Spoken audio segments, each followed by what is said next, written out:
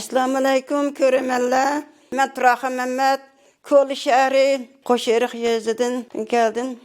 Şimdi mən kəgili 3,5 yıl oldu. Mən vətəndəki urıq tuqqan ballarımның üstüdən guvalıq vermən. Mənim qızım Qambagül Mehmet. Kolu şəhər Üstün Qoşerik 2-ci qrup əzası Qambagül Mehmet. Mənim çoğ qızım oldu. Bu qızım 2017 yılı lagerga akirib aldı. Şundan berisi izlerge yok. Bu kızım bağımı yok mu okumayman. Yana kalgan iki kızımın izlergini okumadım. 3,5 yıldan berisi bu balınınki bağımı yok mu, lagırdı mı, ne işgalligini okumadım. Alakı yok. İkinci kızım Fatihgül Mehmet. O kızıma 3,5 yıldan berisi alakı yok. Onun da küçük kızım Fatihgül Mehmet. O kızımdan hiç kandak alakı yok. 3,5 yıldan berisi. Bağımı yok mu okumayman. Menimki 3 ukam bulup, bir sınırım 2 oğul ukam bulup, buldum mu alakı yok. Alakı üzülüp kaldı. Hazır gece değişik amallıkını okumayman. Lagerga kirib aldım. Ne işgalligini okumayman.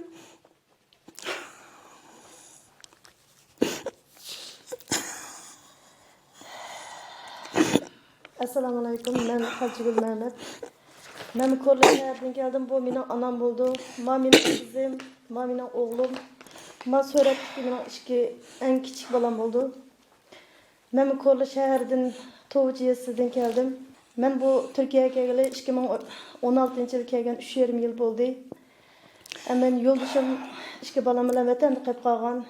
Ben 3 balam bilen Türkiye'ye geldim. Türkiye'ye gelgenden keyin yoldaşım bilen 2 balamdan hiç qanday xabarini alamadım. Ular turmadımı, sırtdımı ya. Yoldaşımdan hiç qanday bir cinayet yoktu. Özünün ticaret işleri bilen hepsi şu işini qılatdı. Bu siyasi işlerge hiç qanday aralashib bakmagan. Men şundaq hamda kichigimizdan dini ilimden eriş bilen bu Xitaylarniki hiç qanday bir kanun nimeleriga aralashib bakmagan. Siyasi işlerge aralashib, mundaq bir cinayet ötküzüp bakmagan, kanun xilaf bir işler qilib bakmagan. Ama men kelgandan keyin yoldaşım bilen hiç qanday bir torda aloqa qilib ko'rishib bakmadim.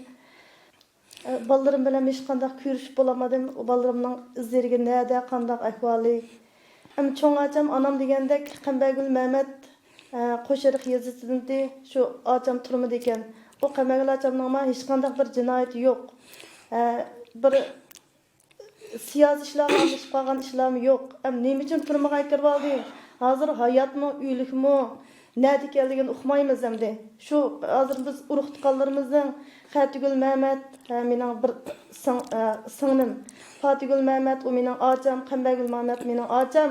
Acamning nada ekanligini uqmayman. Ularning hech qanday jinoyat yo'qdi.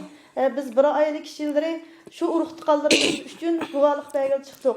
Hem Xitaylar hazır bizning hech qanday jinoyatimiz yo'q deb e'lon chiqaryapti, e'lonlarni anglayapmiz. Lekin ular jinoyatimiz yo'q desa, bizning acam nada? Nima ish yo'qib ketadi? Buning nima jinoyati bor? Hem yo'ldashimning turmaga akiribdi.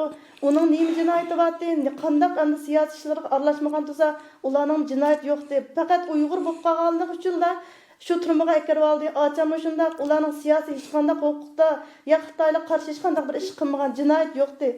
Biz şu urug' tuqqanlarimizning nada ekanligini uqmoqchi. Shuni biz ular uchun bir oylik kishilar anam 70 yosh kirib qoldi. Hozir şu balalarni seg'indi. Hozir biz 7 bola to'q, 3'ümüz mishada, 4'ümüz vatanda 4'i. Anam hozir şu cho'ng acamning gapini qilib hozir Aş nimisden ketay dedi, kunni yig'laydi, balalarım bilan ko'rsam bo'ldi, qizim bilan ko'rsam bo'ldi deb.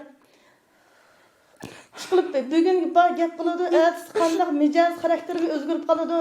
Ham bizning bu jinoyatimiz Xitoylar yo'q deydi, nimasi bir ko'rishamaymiz, biz aloqa qilishamaymiz. Bizning nim gunoyimiz Turkiyaga o'zi pasportni berdi, bizning qo'limizga chatga chiqsang bo'ldi, ruxsat dedi. Biz bu qonun tartib bilan pasportni bejarib Şoň meşäge çykdyk balalarymyzy okutiş üçin. Bizning başga maqsadymyz ýok. Ya Xitoyla qarşı bu Türkiýeге kelgenden keyin hiç qanday bir işini qılmadyk hamda. Özümizning ýolda balalarymyzy mekdepde okutup ketip barmyz. Xitoyla qarşı yoki başga nimeler qarşı hech qanday bir torda yoki boshqa ishlarda bir qarshi bir ish qilib baxmadik. Shunga biz mush otalarimiz, urug' tuqqanlarimizning o'sha vatandagi mening 2 balam, yo'ldishim, nada Xitoylar so'lamagan bo'lsa turmagan yoki qambag'allarimiz u nada bu ularning hech qanday jinoyati bo'lmasa ularniki biz yani hiç aloqa qilolmaymiz ular bilan. Hozir butun dunyodagi to'r hamma nada bo'lsa butun dunyoda to'rlar bo'lsa aloqa qilisharaydi. Faqat shu Xitoydagi shu vatandagi biz ot singillarimiz urug' tuqqanlarimiz bilan hech bir aloqa qilolmaymiz. Shu Xitoylar bizni ko'rishtirmaydi. Shular shu to'rda izlaydi, ular biz bilan aloqa qilishib qo'ysa, sen falaniki Turkiyadagi tuquning bilan aloqa qilishibsa, ne munosabating bor? Yoki pul hisob mangdirdingmi? Deb shular so'roq qilindi, shular so'laydi. Shuning uchun ular biz bilan aloqa qilamidi? Hozir aloqaga nemismi yo'q. Ham nadirgini uqmaymiz. Hayotmi, tirikmi? Xitoy apirib so'layaptimi? Ya uylikmi? Hozir uqmaymiz. 3,5 yildan biz hech bir aloqa qilamadik. Shunga biz butun dunyodagi har qanday kishilarga shunday aytamizki, bizning insonlik haq-huquqimiz bor. Biz bir inson. İnsan bo'lgan keyin bizning haq-huquqimiz bo'lish kerak. Shunga hammamiz biz urug' tuqqanlarimiz izlayapmiz. Shularning nadiligini bizga bir insonlik haq-huquq ustidan bizga bir yordam bergan. Bo'lsa Xitoydan jazolab, shu jazo lagerlarida yetayotgan 30 milyon xalqimiz Uyg'ur musulmon qarindoshlarimizni shu insonlarni shu turmudan zolimlardan turmudan chiqarsin. Ularning hech qanday jinoyati yo'q. Faqat Uyg'ur bo'lib qolganligi uchun jinoyati bor. Biz Uyg'urlarni Uyg'ur bo'lib qolgan gunohi va uningdan boshqa gunoh yo'qdi. Bo'lsa kampilni taqsin, Xitoylarni butun dunyoning bir xalqaroga, butun dunyoning birlashib, butun dunyodagi xalqarolar bo'lsa, Xitoyni jazolab, bizning bir insonlik haq-huquqini bir asli keltirsa. Assalomu alaykum rahmatullohi va barakatuh.